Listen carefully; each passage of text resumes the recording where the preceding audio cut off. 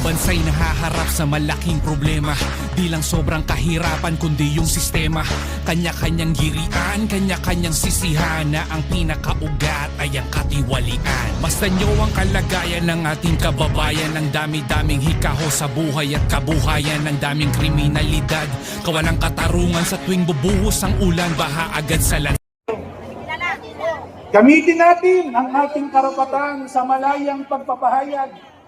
Sumagot kayo ng malakas, sabay-sabay at masigla. Ang mga masamang gawa dapat itago o dapat ilantad? Ilantad! Ilantad!